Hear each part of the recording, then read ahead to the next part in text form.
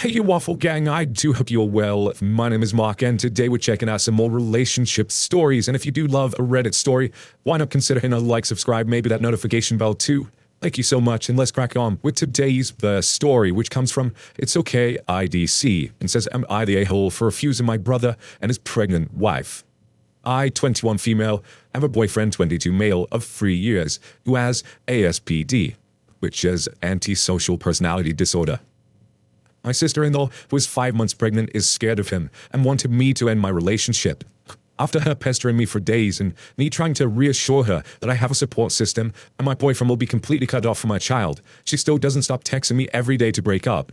Me and my boyfriend decided to fake break up until the baby is born. Today, I was running an errand for my brother and his wife. Sister-in-law asked me if I'm still seeing my boyfriend, to which I answered no. She told me I made the right decision and said as she can finally have a peaceful sleep. She keeps talking about how her stress levels have been going up because of my affair, and she's glad she won't have to raise a kid in the presence of my boyfriend. This is where I might be the a-hole. Sister-in-law asked me if I will move in with them. I answer with a simple no. When she said she hasn't stated the reason for her request and asked me to hear her out, I told her I don't really care about your reason. I won't move in with you, and walked out the house. She texts me saying it's unfair and cruel of me, be upset at her for trying to do what's best for everyone.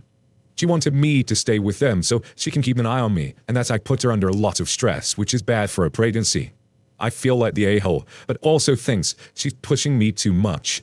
So as always, some of the comments ask Oki some questions, which Oki replies and gets some additional information. So starting with No Train, who says the internet says ASPD is antisocial personality disorder. I'm wondering if he said or did something very inappropriate with her to act like this. If not, the reaction seems quite strange. You need to talk to your brother alone. Personally, I think you're in for a lifetime of heartache living with someone with this disorder. It's not their fault they were born with it, but they are not capable of real change. Oki responds, and she is just generally scared of people with ASPD.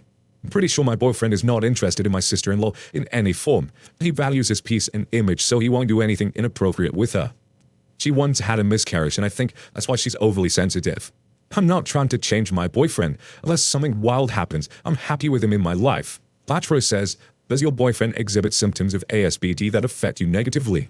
Oki says no, not really. Apart from him not understanding why I would make myself emotional, I reading sad novels. We get along well. Latro responds and says, has he shared with you any challenges he faced in his life due to having ASPD? Seems really odd they would have that disorder and yet you have zero relationship issues. Iki responds saying yes, but he doesn't think of them as a challenge, just as an annoyance. He's quite apathetic, and I'm also not the emotional type.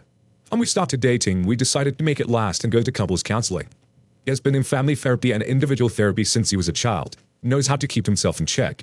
I'd say our relationship is mostly based on logical reasoning, and we both know what we want from each other. Paleontologist says not the a-hole. Your sister-in-law is trying to manipulate you into being her live-in help. First by making sure you were single, next by getting you to move in. Don't lie to her anymore and block her number. Like your brother, you won't be letting his wife harass you anymore. And OP says, I told my brother about it, and honestly, I don't think he has any solution. I would suggest taking her to therapy. Zesty asks, info, has there been any issues between your boyfriend and sister-in-law initiated by him and related to his ASPD? As if no, not the a-hole. Sister-in-law needs to stick her nose out of your business. OP responds saying no, ever met 5 times and haven't met after she learned of his diagnosis. She seemed to have quite an okay impression of him before. And one more question from Peanut Buttercup, who says, info, what? You don't live with your sister-in-law, you aren't dating your sister-in-law. Why would you fake break up with your boyfriend about this? Oki responds and says, the night before we made the decision to fake our breakup, I had an encounter with my sister-in-law at a store. As usual, she asked me to break up with my boyfriend and says some nasty stereotypes about people with ASPD. I know it's stupid of me, but I have an outburst and told her off, making her cry. I apologize and send her home, but her friends and relatives text me saying I'm stressing out a pregnant woman who only wanted to keep me safe. I understand her concern, and I was scared something might happen to her pregnancy again if she's too stressed out. So to keep her at ease, I decided to deceive her until she delivers the baby. So then OP comes in to edit the post and says, my brother had a talk with my sister-in-law and she called me to apologize for her behavior. I came clean about the fake breakup. She says it's wrong of her to assume the worst in my boyfriend. My brother asked her what she would do if their child was unfortunate enough to have the same diagnosis, and that changed her perspective. Her words. She has her concerns still, and think it's best for my boyfriend to keep his distance until further notice. And she will be speaking to a doctor about her anxiety and stress. She also offered to apologize to my boyfriend, but my boyfriend says he doesn't care about some petty words and to tell her to manage your own health, both mental and physical. Thanks everyone for your concern and advice. And to all those that made unnecessarily rude comments about my boyfriend and our relationship, learn some empathy. OP also added some more information because people were saying that maybe he's isolating her and say not to say you're wrong, but my boyfriend doesn't try to push my family away. And I tell him about my sister-in-law's concern. He said, I want to cut her off. I can lie to her for the time being. Me and my boyfriend don't live together and I'm not too close to my sister-in-law, so it's not that hard to keep my relationship a secret. About our relationship. I'm willing to stay in a relationship as long as all my needs are met. And we're only in our 20s, nothing is for sure. I'm aware things might take a dark turn and I'm fully prepared to leave the relationship if I have to. OP continues, she's stigmatizing ASPD. I know my boyfriend better than my sister-in-law. I'm not denying that he is capable of doing great harm, but I have a great understanding of his motive and priorities. Committing crimes is of no benefit for him. He is from a loving home, gets the help and support he needs even before he's diagnosed. No, I'm encouraged to be patient, but I should never accept it as normal behavior. The tricky part is that can't be said for sure his actions are the product of his disorder. Let's say he lies about something, I can't just say it's because of his disorder. Normal people lie as well. I'm like everyone here, I don't think she wants me to be a free babysitter. Where I live is not uncommon for relatives to help out during pregnancy. She already has a live-in maid/nanny. Also, I'm pretty sure a sister will move in if they end up not liking the maid/nanny. I believe she is concerned about my boyfriend's disorder, and if you add that with prenatal anxiety, it's not too surprising for her to stress over it. I don't think it's only a stereotype. After all, stereotypes aren't made out of thin air, and I'm not asking anyone to accommodate my boyfriend. ASPD is a spectrum, but everyone with ASPD is a criminal, and to treat them as such is dehumanizing. Even the history and record of people with ASPD, it says understandable if you don't feel secure/safe with them, but treating them like the devil and they didn't even do any harm. Especially if they're getting help/treatment, it's just sad and unsympathetic. So then OP goes on to do their main update, which says, in my original post, I edited an update about how I have a talk with my sister-in-law and she apologized for her actions. She also decided to see a therapist. As most of the comments suggested, I talked to my brother and Karen's about sister-in-law's behavior. It's been a week and we're all doing mostly good. My sister-in-law had her first therapy session. She finds it nerve-wracking but believes it'll be effective. She tells me she would randomly think about my boyfriend's diagnosis and get all anxious, and whenever she called herself getting anxious over this, she played tavern music and drew a medieval town.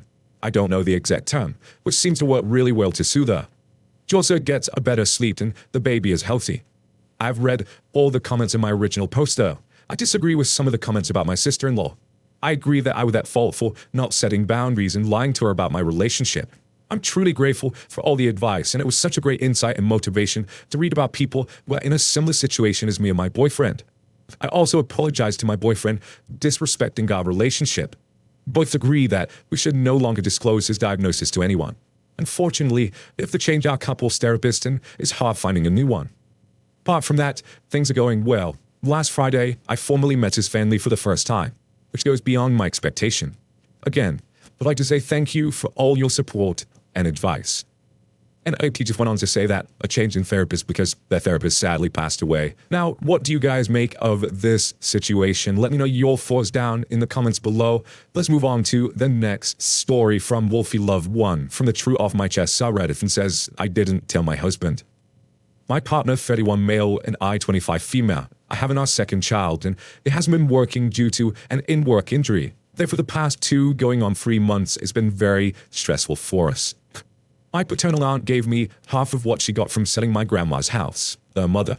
She inherited it last year due to my grandmother passing away, and she spent 6 months getting my mooches of a father and brother out of the house and fixing it up. We haven't spoken since the funeral, and last week she called to me for lunch. And when I went, she handed me a check worth over $200,000. I didn't understand, but she said my grandma thought of me as a daughter, and I was the only one other than her who took care of her and my grandpa. And while he didn't have the money to give me, she sold the house and, after talking to her husband, decided I deserved half of it. My hormones were everywhere, and she had to help calm me down because we were in so much debt. I felt so thankful. She told me she wasn't giving anything to anyone else, would prefer me not to tell anyone, so I didn't. I put it in my account, and once it cleared, I began slowly paying off my husband's and my debt. I paid people back that had loaned us money, played our credit cards, paid our car off, but $10K in our daughter's savings account. and plan to make one for our second child when it's born. I didn't tell my husband because we have separate finances and have since we got together. He doesn't even know what our debts were or how far behind we were, so I didn't think he would notice, but he watches his credit. And when he says it went up and that I had received a letter from my community college and my debt was paid, he asked me. I told him my aunt gave me money, but not how much, and he tried accessing my bank account. When he couldn't get in, he took my debit card without me knowing and went to an ATM and saw the balance.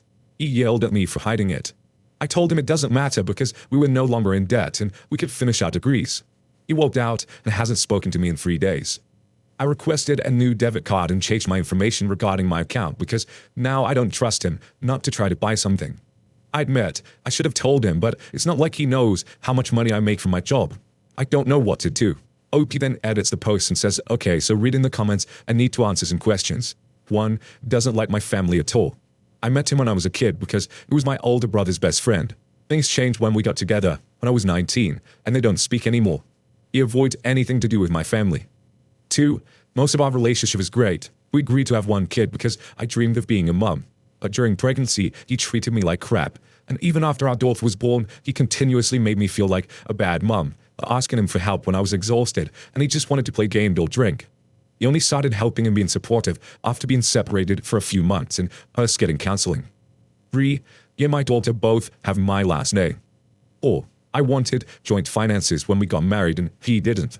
I was only in debt of $5,000 from my college at the time, and he had some, but he told me that he had it covered, which I found out he did not. 5, what I meant about him not knowing how much in debt we were is that he'd open credit cards in both our name and max them out, and then when he couldn't use them anymore, he'd apply for more. I did not know this until hiring a firm to help get my credit up. It told me I could press charges or pay them off. I wanted to pay it off because he's my husband, and even if he puts us in debt, I do love him. 6, we didn't want more children. He got into a fight with his sister, and she did something she shouldn't have, but he also refused to get snipped. We didn't find out I was pregnant until it was too late for another option. 7, we moved in with my mom to help us get things back on track, and he got hurt at work. Yes, I believe he is depressed, but he's also blown all the money he had saved on video games, liquor, and pot. He didn't spend a dime on any of the debts he caused, all for our daughter. He makes more than I do, but the way he spends his money is like we live on 1 income. 8, do I trust him? Yes, I do in almost every way I can except for money, and he's proven that again and again. I also have been giving him full portions of the money that he can still go and do things he wants to do. It's not like I'm just hoarding it away from him. I just didn't tell him that it wasn't for my paychecks like he assumed. 9, he has the pins to my debit card. Because what I didn't tell him about the money, I do let him use it when he needs to. And those updates, it just went like much more about telling him about the 200,000, treated you like crap during your pregnancy, and made you feel like a bad mom. Say that back to yourself. Secretly taking out credit cards, maxing them and getting more, constantly wasteful with all his wages and then using your money, secretly taking your debit card to go and see the balance. I just feel like you need to lock down your finances and really evaluate this situation for what it is. Reread what was wrote here, holy moly. To OP out some comments down below that in replies to someone. So they said, I've tried multiple different birth controls and side effects make it difficult. However, my doctor and I have decided the time I choose because I've had multiple miscarriages and high-risk pregnancies. I didn't plan on having any more kids, but his sister poked holes in our condoms, and by the time we found out I was pregnant, we couldn't get an abortion in our state due to being past 6 weeks. His sister ruined that for us by poking holes in there after they got into an argument. I didn't react well to birth control, and because of my age, a doctor will make it more permanent. Not at all, and he didn't want more kids either, but refuses to get snipped. It took me going to 4 different doctors to find someone that would do it. Then someone asked about the sister-in-law and says, no, we cut contact when we discovered I was pregnant. We told his family and she just laughed and threw it in our faces that she had the upper hand, but hadn't spoke to us since we found out 6 months ago. The hell? Then OP updates the post 3 days later and says, I'm not sure if this is how you update, but I figured I would go ahead and try. If you're watching my post, thanks for the advice, and even if some of the comments weren't that nice, I'm still thankful. Over the last 3 days, I've spoken to my mom and my in-laws. My husband reached out to her that he didn't want to be with me anymore, but it wasn't because of the money. It was because he felt forced to get married and have a baby, and even though we got pregnant with a second one because of his sister, he still blames me. 6 years together and felt like he refused to talk about it, even when we were in counseling. I asked his mom what he wanted to do because he wasn't answering my phone calls or messages, and she said she sent him money for a plane ticket so he could go to her. I'm heartbroken. She didn't tell him or try harder for his kids. After all, his dad left him and his siblings. I can't force him to stay, and I have to think about them right now. I don't know what I'm supposed to do. I spoke to a lawyer my friend used for his divorce yesterday, and he's going to help me drop the divorce plan. He said my husband can go after the money, but he doesn't think he will. I'm fighting for full custody, but will be asking for a minimum child support unless he wants to sign his rights over. I'm done being stupid and thinking he would grow up. I packed his things and hired a moving company to take them to his mom's house, so all his stuff will be gone in a few days too. My first clue he didn't want our daughter was that she was not even crying asking where he is. She's just running around with me and my mom. I did send him a little bit of money for his travels and told his mom I'll send the divorce papers as soon as I get them. She told me okay and hung up. So that's what's been happening the last few days. Haven't spoken to my soon-to-be ex-husband, and I'm now fully on my own since I was 19. I'm hoping everything goes good. Hopefully, I don't have to update again. I still can't get over the bit where the sister poked holes in the condoms. My neck almost snapped the double take I did there.